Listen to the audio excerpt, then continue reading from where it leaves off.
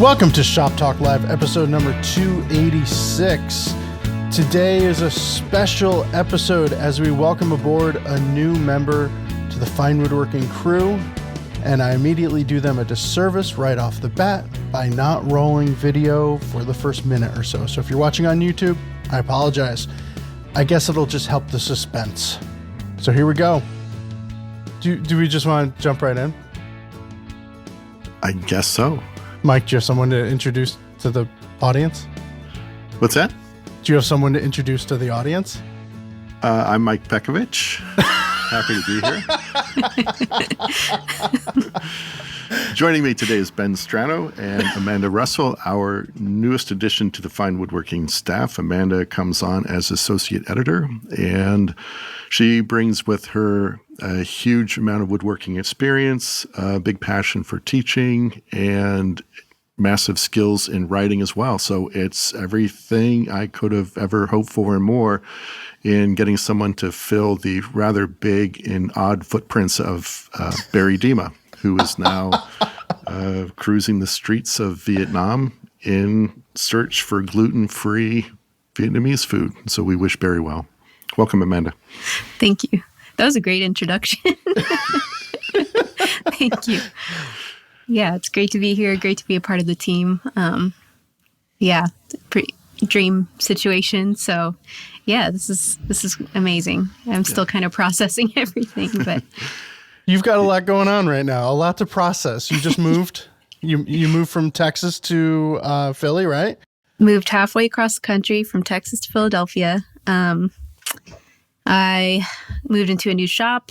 Started a new job, obviously. Yeah, lots of stuff at once, but it's been good. And you're sharing some shop space with a couple of nobodies, right? Oh, I wouldn't say nobodies. No, yeah. Eric and Larissa Huff and Eric Curtis. So that's also just a crazy, amazing opportunity as well to work alongside some amazing furniture makers and people who are, equally as passionate about this. We've all kind of had the chance to get together and kind of nerd out together. And so it's going to be really good. I'm really looking forward to it. Yeah. When people were asking Amanda if she had, found a place to live in Philly yet, her first answer was, well, I have my shop space I'm working in. And that's the perfect first answer for any woodworkers. At least I know where I'm going to be doing my woodworking. My priorities are in that order. Yes. Yeah. Yeah. It's when I was looking for a house up here, it was like the conversation was always like, well, is there shop space? It's like, well, yeah, but the house, and nobody cared anything about the house whatsoever. Yeah. Very much a woodworker move. Yeah. So, you're finally setting up your own little space. I saw last night you're on Instagram, trying to figure out how to build walls. Yes. Which seems really basic, but, out of all the woodworking I've done, framing has not been on the list. So. Well, and walls are super important because you got to hang your stuff. You got to put your stuff somewhere, right? Right. And so, yeah, they need to be structural. Also cost effective, and things I hadn't thought about. A lot of people were saying, don't build the walls all the way to the roof because you want airflow for heat. And so I love Instagram for that reason. I feel like I can ask questions and get I got a bunch of answers and factors I hadn't even thought of yet. So it's super helpful for me. I'm not afraid to ask questions. Where are you building walls? Is this outfitting your shop space? Yes. Cool. So it's a big open loft area, and I apologize for the traffic. I have or the background noise. I have We're not hearing Airbnb. it all. Oh, good. Don't worry. I'm hearing all of it. But it's a big open loft space, so we're trying to separate the bench area from the machines. So a little bit of a sound barrier, and my area is just kind of in the middle of the shop right now, so I need to build some walls to kind of establish my corner, basically. Cool. Awesome. Well, if you need any advice on the type of table saw blade to use when cutting drywall, let me know, because I do have experience doing that. And yeah, if you need another thing I advice hadn't thought of. and if you need advice on how to replace the bearings on said table saw after that person gets done cutting drywall on it, let me know. A wealth of resources. I love it. Yes. Well, we're super excited to have you on. We're excited to have you be a part of the podcast too. And, it's awesome now. I don't have to pay you out of my podcast budget. So that's cool. Right. Yeah. It was a blast, last time doing the podcast. So I'm looking forward to this. Like little did everyone know that Amanda was like really scheming that trip. You were plotting a little bit. Yeah. I don't know that just I like knew on vacation. You were really scheming. So a little bit. Yeah, but it worked out really well. I didn't, going into that trip, I actually didn't know all this would happen, obviously. But yeah, leaving that trip, I was like, yeah, I think I'm moving to the East Coast. So sort of started all of it. Well, it's a good place to be. Should we jump into some questions? Sure. All right. This question is from Thea in Amsterdam. I'm sorry if I didn't get one of them. I have been a subscriber to both Threads and Fine Woodworking. Ben, I know your wife is a fiber artist. I wonder how you feel about this video. And Mike, your wife is a fiber artist as well. For those who don't know, Mike's wife teaches Shashko. Is that how you pronounce it? Sashiko. Yeah, it's a Japanese mending and stitching, decorative stitching technique. Super cool. And she's teaching all over the country now. And yeah, she's teaches in the kind of the tri-state area, and she's going to be traveling with me to Port Townsend at the end of April. She'll be teaching out there while I'm teaching at Port Townsend. What's the School of Woodworking there? School of Woodworking? Is that what it is? It's sure. Okay, the Jim Tolpin School or the Port Townsend School of Woodworking. So yeah, so woodworking and fiber artistry run strong in this group. All right, so I am going to play audio from an Instagram video that Thea sent us right now. I've noticed some comments on my posts from a lot of textile artists, and it's always that they relate to the scraps, and it just made me think, can you imagine if a bunch of woodworkers all gathered together and a quilter was just like, okay, this is what you're going to do. You're going to make this quilt. We would get so frustrated. I'm pretty sure we would all suck at it. But then I thought, if you took those same quilters and brought them into the wood shop to say, I don't know, a scroll saw to do inlays and marquetry, they would kick ass. You know this is true. The woodworkers would be like, F this, we're going to get beer. The quilters would just be like, wow, this is so easy. You guys would rock at woodworking. I want you to know that. They continue on in the question. It doesn't seem to be true to me, but I suck at both woodworking and sewing, so I guess I'm not the person to ask. What I do think is that hobbies with a technical and creative component have similar challenges. Wood has seasonal moisture challenges. Fabric has give. When you weave, you probably have limitations based on the size of the loom that you would also have with planers. Do you learn tricks from your partner? I don't know how to do mitered corners or use up scrap or learn new skills. I noticed when I started woodworking, it was sometimes easier to do certain things like plan for a project and use wood efficiently because I used those skills already when sewing. I guess my question is, are there any universal skills between fields? Do you learn from each other? So I want to go on record as saying, I love watching quilting shows. Have either of you ever watched a quilting, like a PBS quilting show?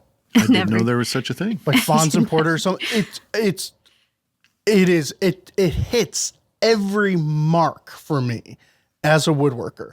There's precision, artistry, layout, there's techniques, and there was this golden age of PBS for me in Nashville at one point. It was like at noon, the quilting shows ran for an hour and a half, and then the woodworking shows started. And I was like 3 hours for me on a Saturday. boom, that's all I'm watching, quilting and woodworking. So what do you think, Mike? I would just say that as students coming into my classes, I've had students come in with zero woodworking skills. So the first question I ask is, well, do you have any other hobbies, stuff you like to do? And if they say, oh, I do quilting or anything sewing related, I say, you're going to be fine. And they are. And they're usually like top third of the class, just with no woodworking specific skills. So I think there is a direct correlation between that. I think it probably has to do with kind of that, maybe that hand-eye coordination or connecting your brain to your hands and getting your hands to do what you want them to do. And I think there must be some correlation in the different mediums as well. There is a lot. Like I could never. So I took sewing in junior high school, and it just moved all over the place. It wouldn't stay flat. It wouldn't stay still. It kept stretching. That was horrible. And that's like the very worst thing for me is something that doesn't stay still and square and straight when I try to work with it. One of my favorite students of all time also had no woodworking experience coming in, but they were an ER nurse. And for some reason, I don't know how that correlates to being really good at woodworking. I think it's just because there was no stress. There was no panic. Like, okay, no, we can do all of this. None of this is scary. So, but that, yeah. I mean, I think I would say with any craft, another really, really good student I have, they're a potter, like almost professionally. They have their own studio and everything, and they've done that for years and years. And somehow I think that translates as well. I don't know. What about you, Amanda? You don't sew as well or do any fabric workish things? No fabric work. I have in Texas, I spent a lot of time around people in different crafts. I worked at a nonprofit, and there was a blacksmithing department and a ceramics department. And I feel like I agree with students, if they already have are in touch with some sort of craft, I feel like it translates. Being dexterous is something that translates. But I do feel too that a really important part of craft is understanding your material. So even though they don't translate, like blacksmithing, for example, is moving material versus removing material. And just having that basic understanding of what that process is translates, because you can explain the differences, and a person that already is kind of dedicated to one craft will understand, oh, this is a different approach, but they're in the same mindset of the steps involved, if that makes sense. Yeah. So I do feel like students that already have experience with some sort of hands-on techniques do well in classes. Yeah. Or even understand the technical aspect of it gives them a huge advantage. So I do think they translate, even if it is a really different approach. That's interesting to think about, moving material, removing material. I know in like the CNC/3D printing world, additive manufacturing, subtractive manufacturing. Mm-hmm. And then when I try and separate out crafts, something like quilting or sewing is you're taking these different elements and adding them to one another, i.e. joinery that we do. So they are very similar. They are very, very close. When I think about weaving, I don't know if my wife and I have the same conversations to pull from one another, because she's like making the wood, she's making fabric, mm-hmm. It's a totally different thing. Eventually you can add to that fabric and take those pieces of fabric and make something, but the skill is different. But yeah, the difference between blacksmithing versus woodworking is totally different as opposed to quilting and woodworking. Quilting, if your 45 is off at one point, you got your classic picture frame problem. Maybe there's a little bit more give. I don't know. Maybe blacksmithing is close to pottery when you're working with clay, and that you're really sort of, with clay, it's like you're investing structure into this blob, which is really odd. Sometimes it can be additive or subtractive at certain stages, but it's sort of like investing structure as its own thing. The thing about woodworking that I think, I would say every problem people run into in relation to woodworking is that while we think of building things, constructing things out of parts, woodworking is at its essence a subtractive process, right? So we take a log and we cut it into boards, and we take the boards and we make them smaller to make them square. And then we are in essence making them smaller, doing the final milling, and then we're cutting things out of it to get the joinery to fit. And at any step in the process, when we remove too much material, that either relates into a gappy joint or snipe or tear out. And so all those things. So I think that the key for woodworking that I kind of discovered over a really long period of time is that exercising control in the way that you're removing material. That's kind of everything. So that's like whether hand cutting a dovetail or using a table saw or a drill press or a router or a hand plane or a block plane or sandpaper. It's all exactly the same. Are you in control of the material you're removing? So I guess sewing is it's a little subtractive in that you're cutting small pieces out of bigger pieces and then constructing them. But I don't know. I may be misspeaking, but I don't get the sense that there's quite the precision necessary when cutting out quilt squares as there is when milling lumber S4S. That's kind of what I assumed too. But again, I also am speaking from no experience in that. But it is, I just do think that, understanding, being able to explain those steps or that process to somebody that is doing it even in a completely different medium, understands that there are like a technical approach to it. So it helps. I think even have experience in any craft translates. Yeah, 100%. Even cooking. Right. Yeah. So I do cook a lot, so it's I keep thinking about all of these woodworkers who I love their work, and I gotta believe they're like Laura Petrovich Cheney, like does quilts out of wood. There's the relation between the two for them is one and the same. They're quilting out of wood. Amy Umble, green woodworker, will make these beautiful spoons and bowls and everything, and then take like almost Dutch quilt designs and paint them on the pieces. There's so many incredible woodworkers out there who are being inspired by entirely different crafts. And that's one of the great things about Instagram is seeing all of these different amalgamations between crafts. And woodworking doesn't just need to be about making a piece of functional furniture. There's a whole lot of other things going on. Mm-hmm. And Mike, I know you're inspired by potters, right? Oh yeah. I mean, like when I was in college, I thought that my grand opus was going to be, build a house, make all the furniture in it, like throw all the pottery for all the dishes and all that kind of stuff. Like do everything, from whatever, pottery to stained glass to woodworking to blacksmithing. And as I moved along, I realized that it's hard enough to be good at one thing.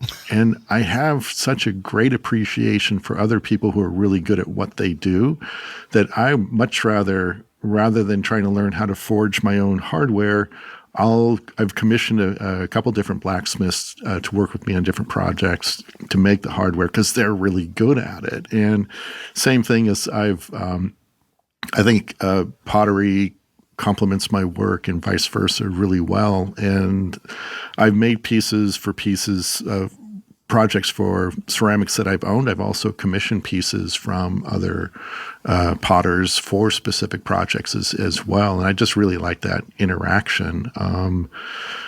And I've actually collaborated with my wife on a few projects as well. I like that intersection of materials. And rather than trying to be super good at everything, I'd rather, I like that cross-contamination of people who are really creative in their own little areas and in pulling everything together. I think it just makes something which is greater than the sum of its parts.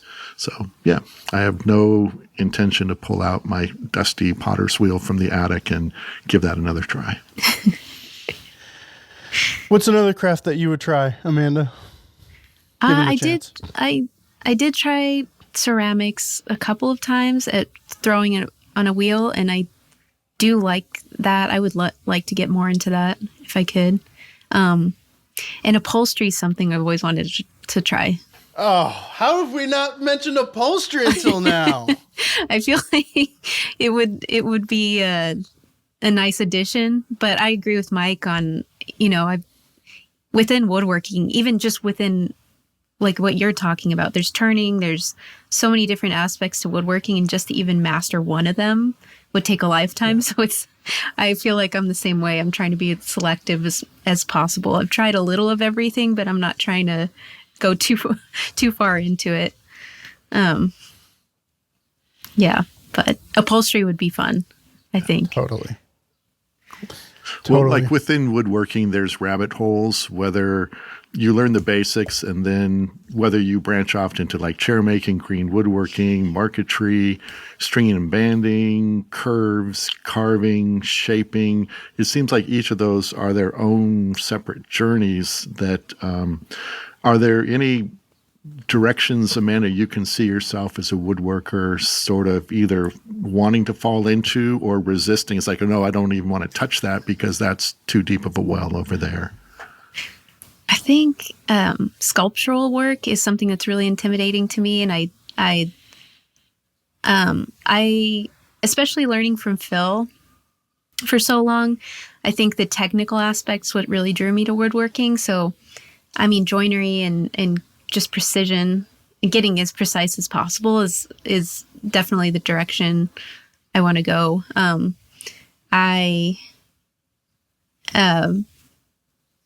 Just that level of I love making jigs. I love all the technical processes, and so that's definitely kind of the little rabbit hole I think I'd fall into, if that makes sense. Absolutely, and some people may not think of. Well, everybody wants to be precise, but I understand exactly what you mean, that methodology, everything related to being precise. That is such a deep well. And Philip Morley, who's Phil, I always call him Philip. That's cool. I'm going to call him Phil, who's a master, again, great designer, great builder, super awesome technician, and you're definitely following in those footsteps, or even branching out on your own in that direction in the work that I've seen you do. So, I'm kind of there as well. I certainly try to aim for that in my work, and I certainly respect it in the other work. And there's just that's its own thing. I'm glad you said that. I didn't think of that as a thing, but yeah. I don't know. I didn't know that it was, but it's kind of what I focused on. Yeah.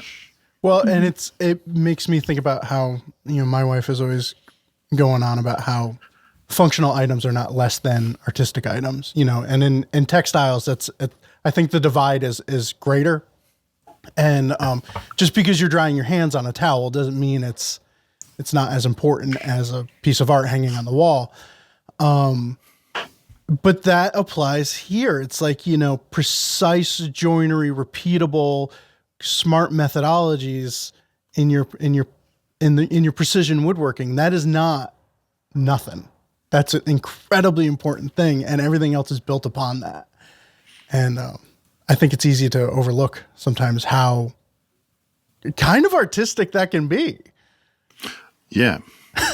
Yeah. My brother, who worked for IBM and is now on his own, but he always talked about writing elegant code, something that was super clean and not redundant.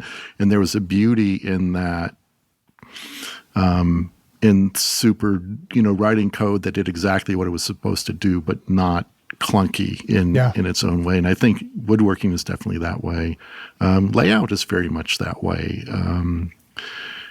Trying to get to a place where everything on a page, you look at a page and it's just simple, like you just digest everything intuitively, and getting to a place that's simple can be super, super difficult. And you're not there yet when things are super convoluted and complex and you don't know what's going on. But the further you work to it, the more it resolves itself into something very clean and very elegant. And I think there's a beauty in that process, not just in the artifact that's created, but just in that process. And I think working really efficiently in woodworking for me is that same thing. Like I don't say I'm a carver because I can chip carving or something or shaping. I can get it to look like the way I want it to in the end. But that process is like all over the place. I'm certainly not in control of that process. That's not a lyrical thing at all. It's not a dance getting me there. So that's why I say, no, I don't do that. I've done it, but I'm not a carver. Or I'm not this. But I think looking for that, the beauty and that efficiency or the mastery of whatever you're doing is a wonderful thing. I think it's inherent in the craft, no matter what medium we're working in. Yeah. All right. Let's, I'm excited that we can answer finish spraying questions now. And by we? Oh, good. The grand we is Amanda can answer finish spraying questions. I'll do my best. Finally, someone who has not used just a rattle can of shellac as their finish spraying apparatus. Mm-hmm. Amanda, this question is from Dave. I have a cheapish sprayer that recently died. It was great for throwing paint at walls and fences and adequate at spraying shellac on furniture. But I found that even at its lowest setting, I would run through an entire 500 milliliter container in minutes. I would only spray outdoors, but I guess most of the shellac ended up as overspray. Recently, the sprayer died, and I'm looking to replace it with something better. It seems the options are compressor-driven unit, or much more expensive multi-stage turbine unit. Can you talk about the difference between these types of sprayers? For me, I'd like something that is a bit more economical on the amount of wasted finish and allows for better control of what I'm spraying. My shop is fairly well set up with cordless tools, battery nailers, etc. And I find it interesting now that this comes about. So I don't really want to get a compressor because most of us had compressors for nailers and stuff. And that is starting to change. The compressor would be a single-use tool. This is making me lean towards a turbine setup, but I'd like to know a little bit more about the advantages and disadvantages of each. Amanda? Okay, I'm going to do my best to answer this. So in Phil's shop, we used a exclusively conversion varnish to finish everything. And so we started with, the first few years I was there, we started with a compressor air gun, all metal, gravity fed. And I cannot remember the name, but with conversion varnish, the tricky part was keeping it clean. And so many chemicals. I mean, you clean it with xylene at the end, and it's just heavy. Okay, so conversion varnish is like a two-part thing, right? So it's going to dry in the gun.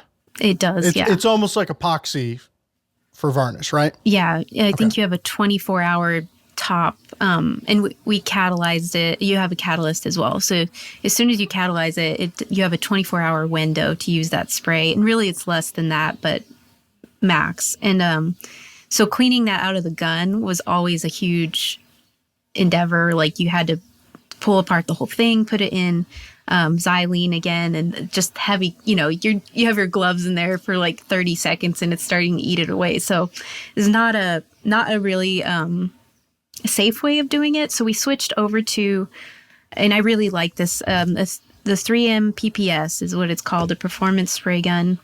And it has a replaceable tip and the canister for whatever finish you're using is replaceable.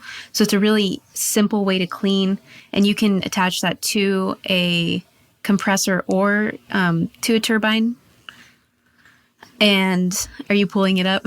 Yeah, I didn't know this existed at all. So it's like disposable cups and stuff. Disposable cups and disposable tips. And they make them for different applications. So like the question said, he's switching between paint and shellac. I mean, that would be ideal for preventing like cross-contamination. We, again, in Philip's shop, we just use conversion varnish, but because it dries so quickly and clogs things up, that made it just super fast and super easy. We switched to Turbine for larger projects like tabletops and stuff because it was spraying more consistently. As far as like overspray, it's just really there's a huge learning curve, I feel like, with spray finish. It took me, the first time I sprayed, Phil let me do like a base coat, and he's like, okay, we're not going to let you do that for a while. There's a huge learning curve in not getting overspray and laying down finish. So between investing in a compressor, obviously a few $1,000s to have a compressor that holds up for this gun. Because you need a big compressor, right? You do. And even then, for larger projects, we still switch to turbine because of the consistency. And, there would be times where the air compressor is going off, and I feel like it would create a little bit of a difference in the way it was spraying. So I would invest in a turbine for this specifically, especially if you don't already have a compressor. I don't see the need to invest in that for just finishing. That's my opinion on that. Cool. Yeah, I hate compressors. Like, it's my least favorite tool. Right. Like, I hate it more than a router. At least the router like does a thing that nothing else can do, right? But I would do anything to not buy a compressor if I was spraying and yeah, that seems. How many stages did you have in the turbine? Because I know they're like 3-stage, 4-stage. It was the Graco. Let me see if I can find it. Graco sprayer. And also, I think we should just start saying Mr. Morley. Mr. Morley. I like that. He'd probably like that too. Let's just go with that. I don't know how many stages. I'm trying to remember what model we used. I'll have to find that. But okay. Yeah, it was we did just use the turbine on larger projects, and I actually just started spoke with Phil this morning about it and asked him what did we use, because I remember really liking that. I'm so sorry for the background noise. If that's, I don't know if you guys can hear that. Don't worry about it at all. Trust me, it's fine. Let's see if I can switch back over to this. But yeah, that was a very very helpful addition to the shop, or switch over to the shop, because cleaning that was it was a nightmare, especially with conversion varnish. But if you were switching between several finishes, I see that being a huge advantage too. So are all the turbine driven sprayers? So a turbine, what that means is like there's this little box, and it looks like there's almost like a vacuum cleaner hose coming out of it. And are all of those HVLP, which is high volume, low pressure? High volume, low pressure. So that basically what's coming out is not at the same velocity as a high pressure sprayer, and so that reduces the overspray. So is it true that if you're talking about a turbine sprayer, you're talking about an HVLP sprayer? Yes. As far as I know, yeah. Okay. Good, because I don't know any better to challenge you, so you can just like say it with authority and we're going to believe it. I do know that, yeah, in Mr. Morley's shop we were using the just one finish for a very good reason, because each one has a learning curve. There's interesting. It's like different styles of woodworking. It's like once you get one dialed, and it took me months to really get the hang of spraying. Yeah. So that kind of brings up the question where, if you look at kind of professional woodworkers, doing one-off custom furniture, very few of them actually spray themselves. And so the question, like if we're doing an article on HVLP sprayers or something like that, is as a woodworker, do you need a sprayer if you're only finishing a piece every couple months, or is it too much of a hassle, too big of a learning curve, and too much of a mess to clean everything up once you get everything out? Like, what's the dividing line for you about where you can see yourself if you're setting up a shop on your own? Are you getting a sprayer right away, or is it something based on the type of volume of work you can see yourself doing? Yeah, I think outsourcing, most people I know outsource their finishing, because it's not just spraying, it's the setup. Conversion varnish cures flashes so quickly, we were able to spray outside, but that was one of the big things a lot of people ask is like, why don't you have a spray booth? And that, there's a huge investment in finishing. I do think if you're doing, one-off projects, it varies so much in what you're gonna, we basically didn't give the option of finish. Phil just has that finish dialed, and that was what he offered his clients. Okay. But I feel like outsourcing is what I would do starting out, because it is a huge investment, and it just varies so much what you can work with. Cool. So in your personal pieces, do you see yourself sticking with conversion varnish, or because of how much chemicals are in it, probably not. I like the look of a hand applied oil finish. I like Osmo a lot, and so personally I'd probably stick with hand applied finishes for now. I know it's not as time effective. I mean, we could get 3 coats of finish on in a day, and I understand the advantages of using that. That's hard to argue with that gotcha. Yeah, the efficiency of that. But personally, I think, after breathing that stuff in, and, I wasn't always like suited up. I feel like in my personal work, hand applied finish is what I'll go for, or outsourcing when needed. I think there are a lot of listeners right now who are thinking, wait, I don't have to finish my own work. I can pay someone else to do this. Most people don't think. I know, furniture makers with a big shop and multiple people there will typically have an in-house finishing department or guy, and they're always super loopy. You always know the finisher when you talk with them if they've been doing that for a while. Right. Or I know very, very high-end period furniture makers will send their work out to a finisher who knows exactly what they're doing. But I think for most of us, the idea of that notion of sending your work out to someone to have it finished is probably a little bit intriguing. I guess I would imagine would come into play if you're doing commission work and you could absorb that finishing cost. But that is sort of that's kind of an interesting thing that I certainly don't really consider very often myself, but I might. Yeah, I think it's intimidating too, because you've invested all this time into a piece, and then you're handing it off to somebody else. Yeah, I know that's very intimidating. I worked out, or Austin School of Furniture was in a co-op shop that had a spray booth at the end of the big warehouse, and a person that finished everybody in that warehouse's pieces. So that it was like somebody they could trust. Had a reputation. I feel like I wouldn't just hand it off to anybody, but yeah, it's an investment either way, I feel like. But deciding when to outsource, that's a whole thing too.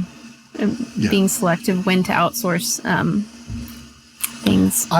I don't think the notion would have ever occurred to me until we did a video with Mike Michelli on coloring, staining, and dyeing wood, and he kind of talks about, okay, well, here's a piece that's just stained, and here's a piece that's stained with a little bit of toner added at the base of the thing to give it a little bit more weight. And it's finishers, especially on a period piece, they're doing more than just putting stain on and a shiny bit, you know. There's a lot that goes into it, and I don't think I realized that until that thing with Michelle. Just seeing, okay, if I was building a piece like that, absolutely. Now, if I'm building a shaker piece, you know, the simplicity is part of the beauty of it. So this is not the place for me to go bonkers, maybe. Yeah. We did do a couple articles. One was by Peter Gedries, who's a professional finisher, and our staff editor at the time, Mark Schofield, who built a really beautiful Federal sideboard. Now that I'm thinking about this, there was probably some self-interest on his part to run an article. He was good at that, wasn't he? Yeah. Having a professional finisher. So basically, Mark built this really wonderful piece, which looked fantastic on its own. And then the article was on what Peter Gedries, a professional finisher, did and all the minutia that they know how to do to really bring a piece to life. And then we'd done an article on a shaker piece. Chris Bexford was making, I think it was like a reproduction piece for a museum. And they wanted to match the finish exactly right. And Chris is just sort of, he's got his finish. It's sort of a wipe on oil finish, call it good.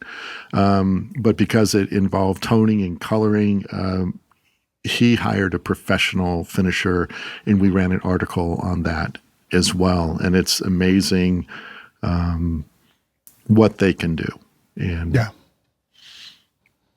It's also amazing how if you choose your lumber really, really carefully and build with care, it's amazing what just a clear finish can do when you have control over all the other part of the process. Mm-hmm.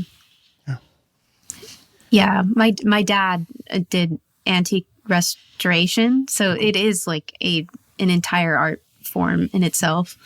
But yeah, it is always you go through, like you're saying, selecting lumber and being very meticulous about things. You can get by with a clear finish, and yeah, it's all about all of the steps. So again, handing that off to somebody after taking all those very careful steps is a bit intimidating, but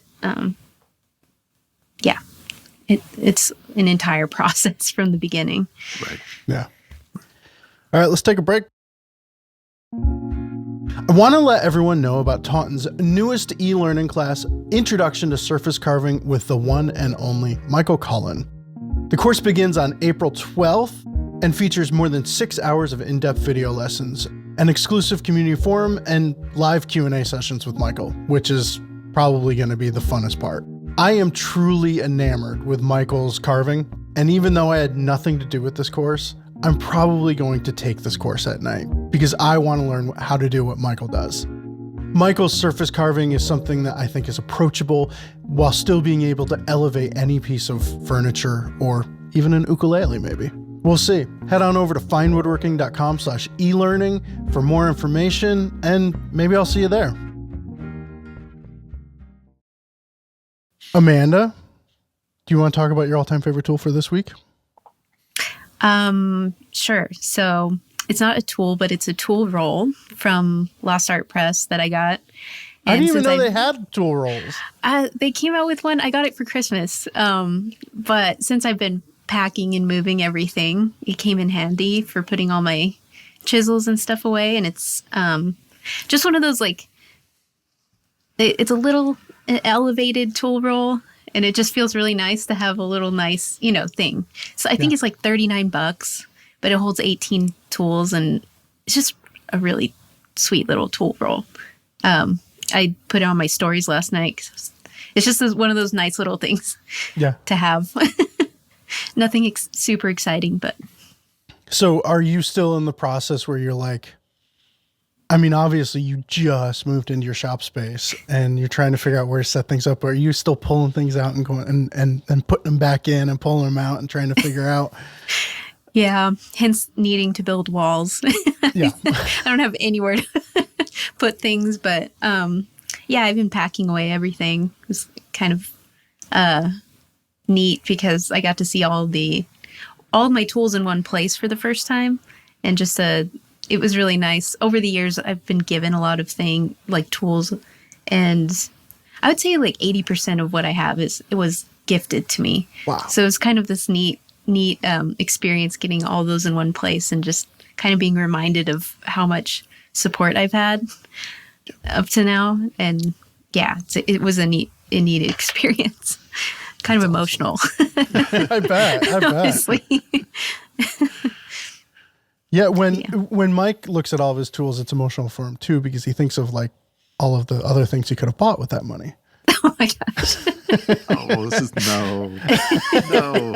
The tools that I do have that were handed down or came from other people. Yeah, you every time you pick up that tool, you connect that tool with that person. I think that's such a wonderful thing about the craft. So we were talking like woodworkers are wont to do.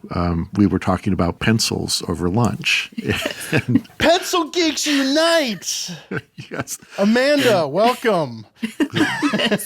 Amanda looks down upon our Blackwings. Okay, Mike, sorry. So talking about Blackwing pencils, I have two Blackwing stories. One is that Michael Cullen gave me this silver, it wasn't slightly less than half-used silver Blackwing pencil. He goes, here, try this out. And it's a really great pencil. And then Ben gave everybody a little gift set of like 3 little Blackwing pencils. So it's like every time I pick up a Blackwing, like it's a great pencil, but I also think of that interaction with the people, Michael Cullen mainly, and then Ben reminded me he gave me Blackwing pencils too, so I have to say Ben. But no, so I do like that. And my dad was not a woodworker, but where he was living in California, he would just go to garage sales, and any old tool he would find, he would just buy it and mail it to me. And like 90% of them were like just not worth the postage. But every now and then, but I have a few tools, a few hand planes and chisels that came from him, and those are super special. So yeah, I think that connection between either the maker of the tool or the person who gave you the tool, that's a wonderful thing and a really important part of the craft. There's Definitely. Rachel Moody the other day had posted about she had just gotten a Stanley Rabbit plane, and she was like, she put it all back together and cleaned it up and sharpened it. And she's like, it's a little finicky to adjust. I'm not sure how. I was like, oh, you're gonna love it. No, it's the best. And then I realized, wait a minute, my Stanley Rabbit plane was my grandfather's, and that's why it's like an absolute cherished tool. And would I feel the same way without the connection to my grandfather? I don't know. maybe that isn't a tool that I would recommend. So. It's so true. Yeah. Mike, do you have an all-time favorite or something? Yeah, I don't know if I mentioned this before. Like one of my favorite router bits of all time is the little Whiteside 3000 half-inch diameter, quarter-inch long with a half-inch bearing at the shank, which I use for cleaning out waste between mortise and tenons and dovetails and hinge mortises. I use it everywhere. I've got probably a half dozen of those things, and I take them to classes when I teach and all that good kind of stuff. But I'm going to be teaching a little Teach-S class. It's got kind of a folding sliding lid that goes back and forth. None of that's important except that it has really, really tiny little 3/4 inch Brusso hinges. And I made the hinge mortising jig for a router, but the half-inch bit barely even gets started into this, and it leaves like one little scallop, and I still have to chisel out like 2/3 of the waste. But Amanda makes a 1/4 inch diameter bit with the bearing at the top, and it just gets into those corners super tight. And Steve Latta gave me one of those when I was we were both teaching at Mark Adams, and it's super cool. It's really nice, but I needed more than one for teaching a couple classes coming up, so I went to buy them, and I ended up getting them from Stu Mack, which is its own rabbit hole. So you go there and all of a sudden it's like there's all these different tools, all these different materials, because it's mainly instrument building, guitar building, Ben, would you say? Yeah. Yep. Yeah. And it's like So I don't know if my favorite tool of all time is the little 1/4" Amana bearing guided router bit or the Stu Mac website. And now, you buy something there and you get the emails, hey, look at this. Hey, look at this. And it's like, oh, that's a rabbit hole I don't want to go down, but that's pretty cool to look at. Are you a member yet, like me? I don't know if I'm on the mailing list. Does that mean I'm a member? No. Okay. They nailed it. It's like $35 a year and you get free 2-day shipping with it. So it only requires like maybe 2.3 orders before so it's so easy to justify. Okay. It's yeah. And you get a discount. It's like every month there's like members get this thing for 50% off or whatever. It's yeah. All right. So Ben? mine is actually mine I've discovered on an item promotion video on Infinity's website for, of all things, a pepper grinder turning kit. And I don't know why I've been doing the woodworking news thing. So I've been clicking around the internets and finding all new tools and stuff. And I watched this promotional video, and I'm not much of a turner. I do it when I need to, but they did this thing that blew my mind, and I'm absolutely going to use it when I do actually turn. And the only thing I actually do turn is handles for lightsabers with my son.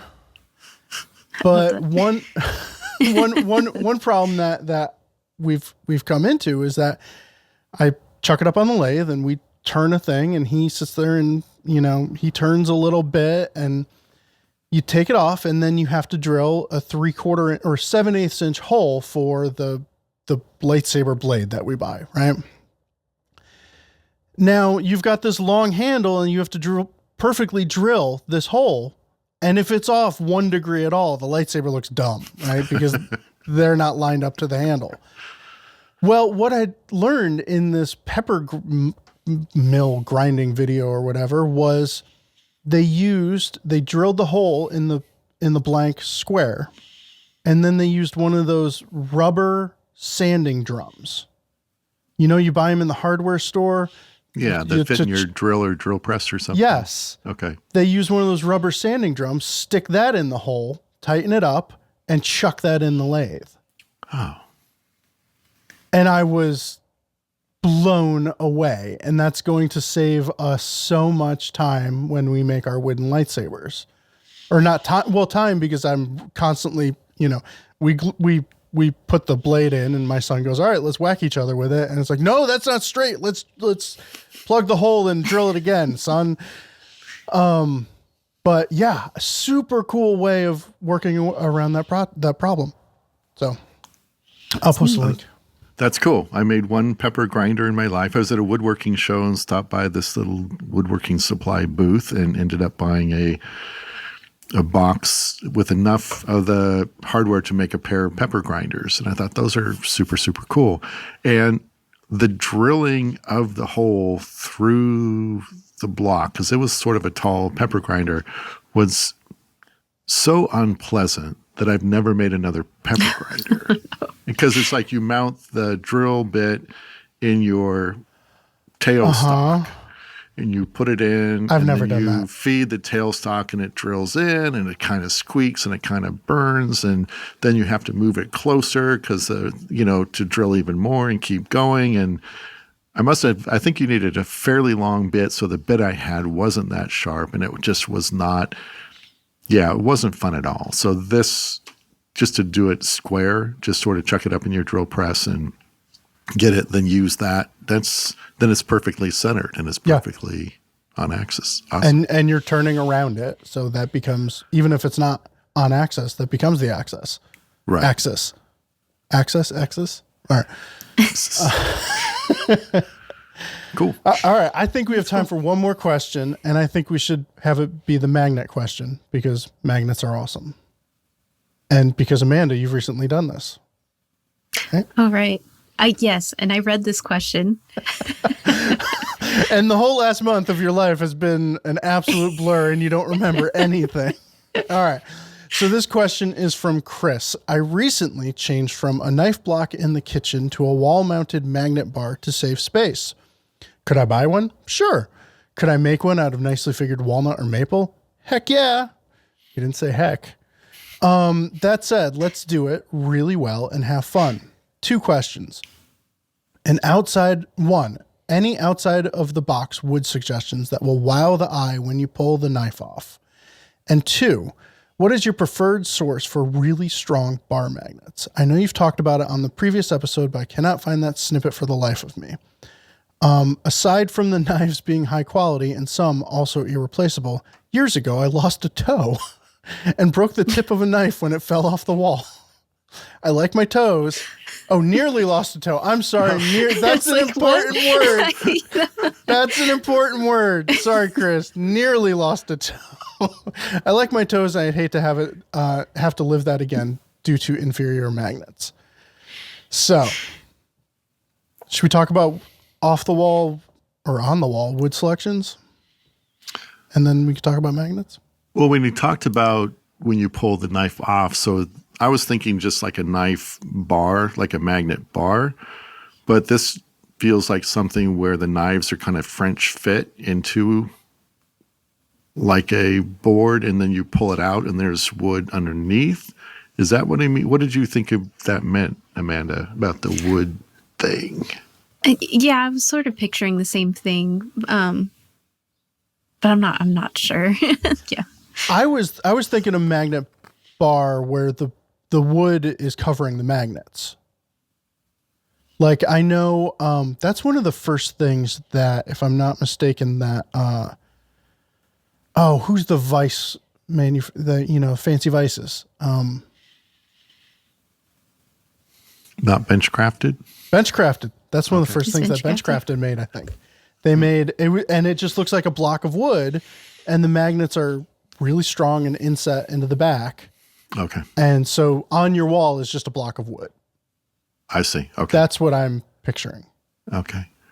Well, I know that anything between the magnet and whatever it's sucking to it, if there's any distance there, like a thicker piece of wood, it reduces the holding power of the magnet really, really quickly. Like, I'll use the rare earth magnets in a door and a case, and if they're inset in wood or suede or something, if that distance gets too great, it really reduces that attraction. So I guess I would be careful if you're insetting magnets behind a piece of wood. It should be something super thin, I would imagine, just like maybe like a wood veneer. I don't know if I would want to go anything thicker than that.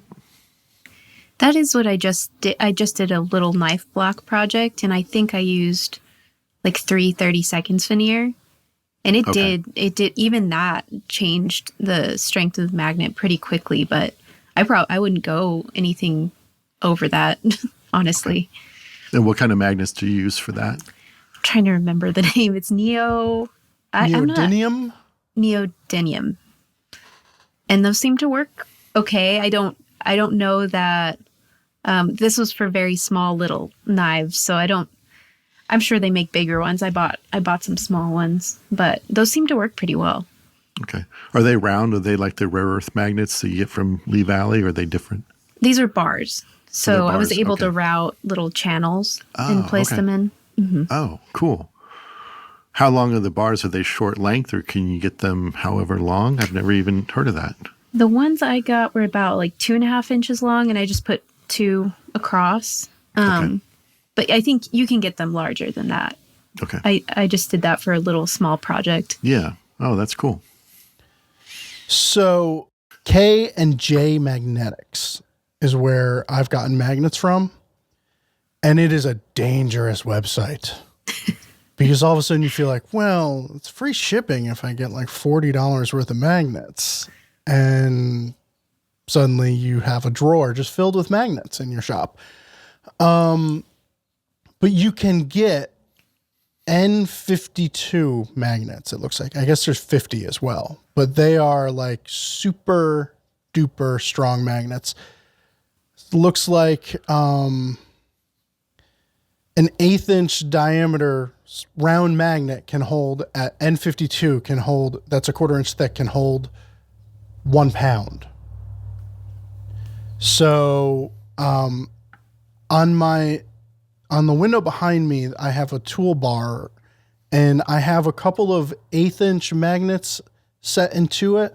So I just routed a 1/8-inch slot, stuck these magnets in there, and I use that for like my little Lee Valley precision square and a marking knife and some random small things. If you got a 1/4-inch magnet in that strength, it would be pretty vicious. I just saw on their website you can get a 3-inch by 2-inch by 1-inch thick magnet that holds 439 pounds. Yeah, like they have magnets that they can't ship because they'll stick to the cargo container. Yeah, like this place does not screw around. The website looks like pretty old school, so that's what we'll say. Yeah. But you can, I mean, every shape and size of magnet. I've bought round magnets that are, I think they're bipolar magnets, so they're round, but the poles come off the sides. And I made switchable magnets with them, like my own custom switchable magnets, which was fun. Really, really cool website, but it becomes expensive quick. So but this is a perfect opportunity to stock up on, 1/4-inch magnets for all of those little things you need 1/4-inch magnets for. Yeah. So is the weight rating listed on the product itself, or do they have like some sort of chart or resource to where if you were... They have a magnet calculator. What that is, I don't know. But I love that though. Yeah. But each product has it. Like you can get something a little bit more reasonable. You can get a 2-inch long by 1/2-inch wide by 1/4-inch thick magnet, which holds 37 pounds. So that means, if you have a knife 2 inches wide, that's got 37 pounds of holding power. So that would, you stack those things up. Yeah. Okay. So now I'm hooked. New website. So I think I bought 3-inch long. I don't think I bought 1/4-inch thick magnets. I know the ones that are on my tool holder thing are 1/8-inch thick because I've never glued them in because for some reason I don't want to commit to it. So I just stick them in the thing. And every now and then, if you pull they're strong enough that if you pull something down as opposed to away, it'll pull the magnet out of the mortise with it. Oh yeah, now I'm looking here. They have little magnets like 3/4 by 1/2 by 1/8 inch thick with a countersunk hole in the middle of the magnet. Yes, they've got everything. Oh wow. Yeah, they've got everything. I've used those little washer cups or the cup washers that Lee Valley sells, where you screw those into a hole and the magnet hits in there, and because that's metal, it won't come out. But this is, wow, okay. Yeah, we should change the subject because this is so cool. Rabbit hole. Well, I think that's about all that we have time for. I knew that was going to rabbit hole quickly, so that's why we went there. But Amanda, welcome aboard. Thank you. Thank you. Yeah. I have a lot of resources to look at today, so that's amazing. That's half the fun. And they'll all be on the show notes, Amanda. That's on Friday. You just go to the show notes page, and then there they'll be. So, all right. Well, that does it for this episode of Shop Talk Live. If you have any questions you'd like answered on the show, please send them into shoptalk@taunton.com. If you're watching on YouTube, click that thumbs up button. Head on over to findwoodworking.com/elearning for more information on Michael Cullen's class. And on YouTube, be sure to check out our new series, Fine Woodworking News, most Wednesdays. All right. We'll be back in 2 weeks with another episode. Thanks for listening. Yeah, lots happened in a week. Hang on. I'm a jerk. I'm not recording on Zoom. Oh, no. We'll steal that intro, that very, very intro from the audio mic, because you're not going to be able to do that any better because that was really good. It was okay. really good.